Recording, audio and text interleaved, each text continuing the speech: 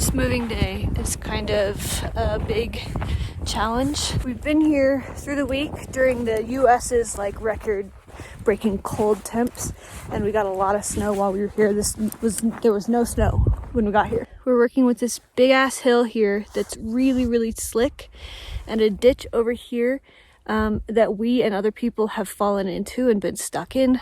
So we're hoping the SCAMP doesn't slide into this ditch. We'll see. I think it'll be a piece of cake.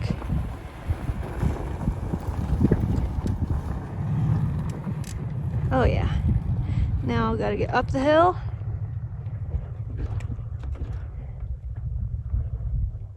Yes, I knew it would be fine. That hill looks way less treacherous on video than it really is. Hi. So here we are on voiceover. We're gonna try something a little different here and treat this kind of like a podcast and talk about the video as we go. This day was one of the gnarliest driving days with the SCAMP that we've ever had. It started out with the wheel vibrating because there was ice all underneath the chassis. So I got out to see if I could clear it all off, and eventually it shook loose. But it makes me really nervous because that's what it feels like when the CV axles are failing.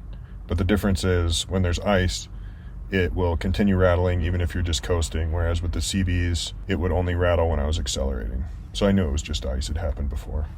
This happened actually a few times over the winter, just with the extremely low temps that we were in, and then all the excessive snow. Yeah, so the snow just cakes up underneath the car, and the car doesn't like it very much. So this ahead was the major storm that we were trying to avoid. We'd packed up really early to avoid it, but we didn't. We did our best to take some side routes so that we weren't on the major highway that was like the center of the storm. And we still kind of hit the edge of it. And at this point, all the snow had cleared from underneath the chassis. The snow hadn't accumulated much on this road, so it was pretty grippy. We weren't sliding around at all. Just traffic starting to pick up always makes me nervous. And then we got onto a side road that had no traffic at all, but it subbed that traffic for a little bit of snow on the road. I've honestly never driven on a highway like this, that you couldn't see any of the lines through the mountains. It was pretty wild. No tracks. Yeah. Not a single soul had been there that day. And we still had good grip at this point, as long as it doesn't get icy and driven over, and it's all good. So we weren't really freaking out yet. Thankfully, we have everything we need to stay alive with us. And if we had to, we could just park on the road. We have enough wood for like 2 weeks. Good thing we're getting through this early. We didn't know this, but we are in the area where we first ever camped off-grid. And this is where everything went wrong, but we'll explain that in just a minute. We haven't been back since. I don't know how we got here, but here we are. Now in such a different place than we were back then. So much more leveled up. But I mean, also not. Everything is the same. Minus the Mini Cooper. Good thing we have the Subi right now. When we were out here, we camped without we had a heater, but it wasn't working because it was too cold outside. So it didn't work. And we didn't have nearly any of the gear that we have now, like our down comforter, our clothes, boots. We didn't have any electricity. The only battery we had was the battery that was charged off of cooking on our BioLite stove. We didn't have a hotspot. No, we had no Wi-Fi hotspot. We didn't have service out there. We just threw ourselves into it with what we had. And I think that is... How could we have learned so much if we had gone into this with everything? Well, it's really hard to anticipate everything you're going to need, and with the internet and everything, so much is accessible while you're on the road that you don't have to have everything out of the gate. Like, I think if you tried to buy, even if you had a bunch of money and tried to buy everything that you thought you would need, a lot of it would be not what you need. Yeah, you never really know until you do it. Yeah. And the one thing I think I hear most that people think they need is a bathroom. And then they realize It always becomes bathrooms super everywhere. Yeah, everybody's bathrooms always become storage. It'd be nice storage, nice tall closet. Yeah. It's kind of funny though, no bagging on bathrooms or people wanting bathrooms. But just about everyone that we've run into that has a dedicated bathroom either has an outdoor toilet or none at all. And I think indoor showers are a waste of space for sure. Well, there's just so much space outside to shower. Right. But I get, if you're camping a lot in very public areas, that would be really nice to have. Yeah. But a lot of those public campgrounds have dedicated showers. Yeah, good point. What a good boy. Subi's doing good. We reached the top. Hope so. Hopefully the back down is...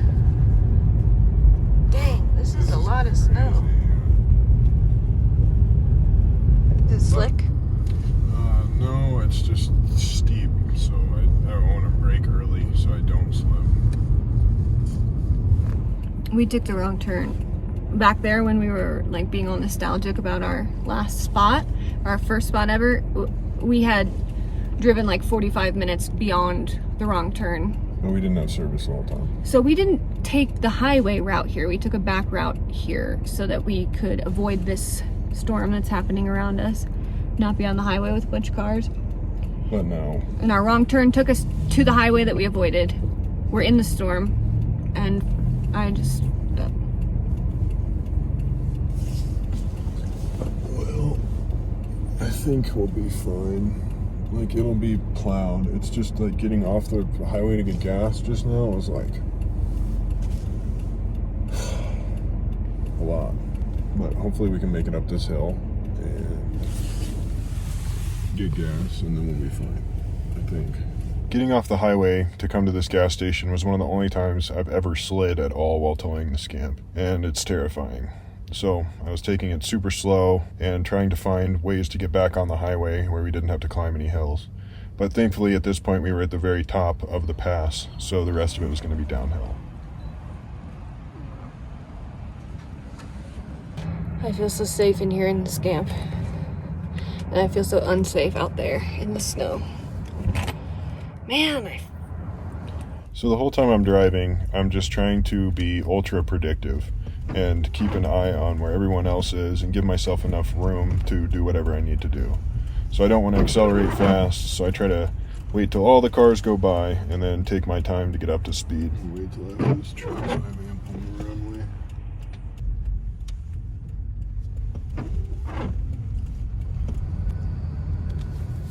We never ever choose to drive in this kind of weather, and normally we would just pull off and get an Airbnb or sleep on the side of the road, but this is one of the only times we've ever had an obligation to get to, so we were kind of trying to make it happen. But at no point was it really scary. It was all within reason the whole time, even though it looked sketchy.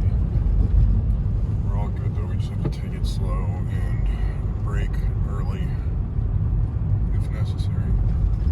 it wasn't something that we would like to do Ever again. But Do you think it's better to have all-wheel drive or snow tires? snow tires, 1000%. Really? Oh. Yeah, because snow tires make it so that you can grip the ground so you don't break loose, because it's a softer compound. So when it's in super cold, they still can mold to the ground. So it doesn't really matter if all four, like when we were getting up that hill at the beginning of the video, then that's when all-wheel drive matters. The Mini Cooper, you had snow tires on that, and Yeah. that was definitely not all-wheel drive. No, it was front-wheel drive. And I prefer front-wheel drive to rear when we're towing. Do you remember Or when not when we're towing, but on snow. we were going up to Breckenridge, this super steep pass, very beginning of Scamp life, and We didn't even have snow tires on the Mini at that oh point. my god, what were we doing? And then what happened? We just couldn't get up the hill? Yeah. Should we say what we did? Oh, here's me being terribly pissed and like sad and stressed. I had to talk. I was like, Elsa, look, you can't do this. You just gotta like pull yourself out of this. We're fine, and we can't rewind, so it's all good. But that hill that we were trying to get up in Breckenridge, somebody came by with a plow. He was an angel. Yeah. Who we attached to the front of the SCAMP, because you had unattached the SCAMP from the Mini. Yeah. And I had used the slack lines to the Mini, so that the SCAMP didn't slide down the hill. We had a no wheels skateboard deck that I was going to paint.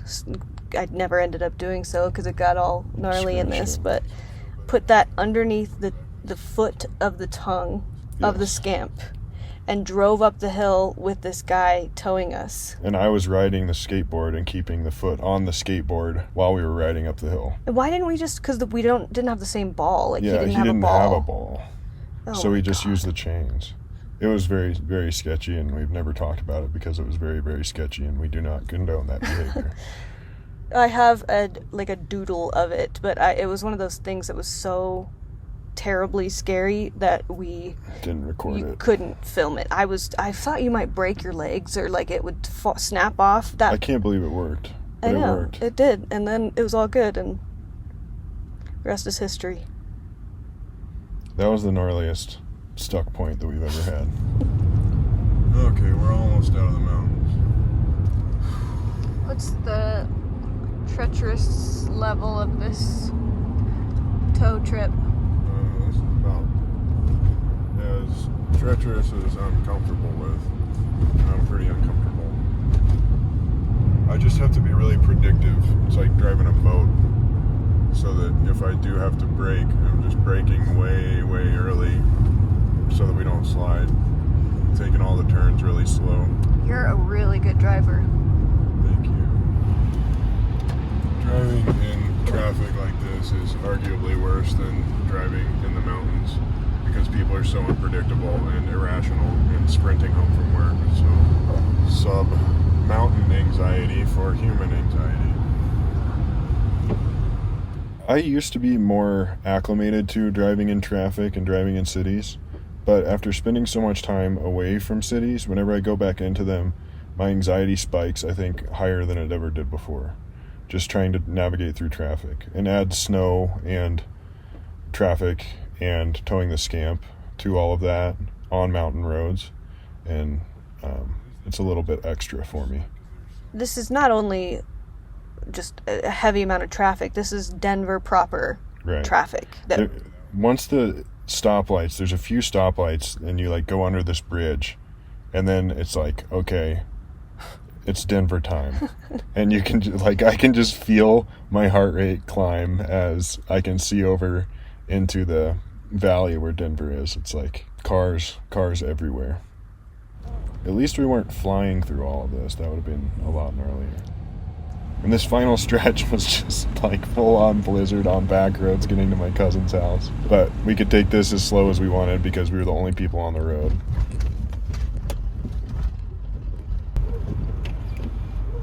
And then you stopped the car and you got out of it, and I didn't know what you were doing. And then, you're clearing off the lights, of course, I see. I thought you were maybe even tilting them. I had a pee so bad I couldn't concentrate, so I think we're all good. The lights were so caked up with snow. Oh. We just got some new fog lights for the SCAMP, and I installed them. They're made by Baja Designs, and they're super nice. I had them angled a little bit high at this point, though, so it wasn't totally ideal for the snow. But having them mounted as low as we do, and having the yellow is about as good as it gets for snow like this. Because if they were mounted on the roof, then it would reflect into the snow even more. Oh. So that's why I mounted them so low. They were just pointed up a little bit more than they should have been at this point. Oh my God, we made it. That was intense. I'm so thankful that we are here. Let's go to sleep. And I hope that we never have to drive like that again. We will have to drive like that again sometime. I hope you never have to drive like that again. That was a lot. Yeah. Good job. Pretty stressful. But I think it's important to show stuff like that because you'll inevitably, no matter how careful you are, get into sketchy situations on occasion. You got to keep your stuff together, man. We did okay. You did. You killed it. Yeah. Well, I'm curious if you liked this kind of style of video. If you haven't, check out our podcast. This is what we do on the podcast, is just ramble with each other about various different topics related to nomad life. Yeah, and we have a fun announcement coming up in our next podcast. So you'll have to tune in and check it out. But that'll be up soon. Not yet. Yeah, coming But this week. there are a lot of episodes for you to catch up on if you haven't yet. Well, I think that's it. Hopefully that was our last winter video for this year. Yeah, crossing our fingers. Most likely not, though. Yeah, it'll probably snow again. But, yeah, cool. Well, we'll see you in the next one. Bye. Bye.